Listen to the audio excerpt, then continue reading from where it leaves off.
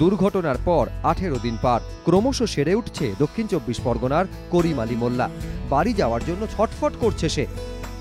বাড়ি আজকে যেতে ইচ্ছা হচ্ছে। চিকিৎসকেরা জানিয়েছেন করিমের দৃষ্টিশক্তি স্বাভাবিক রয়েছে, মাথায় জমাট বাঁধা রক্ত গলিয়ে ফেলা হচ্ছে ওষুধ দিয়ে। গত কয়েকদিনের এমআরআই রিপোর্টে এ নিয়ে ইতিবাচক রিপোর্ট পাওয়া গিয়েছে। আরও একবার এমআরআই করে নিশ্চিত হতে চাইছেন চিকিৎসকেরা।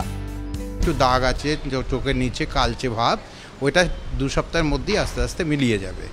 সে এখন সুস্থ, সে খেলাধুলো করতে পারবে, সে স্কুল যেতে পারবে এবং তার আর কোনো প্রবলেম নেই, চোখেও সে সম্পূর্ণ দেখতে পাচ্ছে। গত 15ই জুলাই বাড়িতে খেলতে খেলতে চোখে পেরেক ঢুকে গিয়েছিল করিমের। সেই অবস্থায় জেলা থেকে শহরের 5-5টি হাসপাতালে ঘুরতে হয়েছে 8 বছরের করিমকে। প্রায় 9 ঘন্টা পর এনআরএসে ভর্তি করা হয় করিমকে। অস্ত্রোপচার করে চোখ থেকে বের করা হয় পেরেক। এখনও এনআরএসের চক্ষু বিভাগে ভর্তি করিম, কিন্তু আর হাসপাতালে থাকতে চাইছে না ছোট্ট করিম। বাড়ি গিয়ে স্কুল যাওয়া, বাড়ি আজকে যেতে ইচ্ছা হচ্ছে।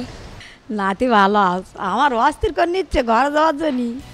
হাসপাতাল সূত্রে খবর, আগামী 4 তারিখ ফের একবার এমআরআই করা হবে করিমের। তাতে সন্তোষজনক রিপোর্ট এলে 5 তারিখেই ছেড়ে দেওয়া হবে। দক্ষিণ 24 পরগনার জীবনতলায় নিজের বাড়িতে ফিরবে করিম। ঝিলম করঞ্জাই, এবিপি আনন্দ, কলকাতা।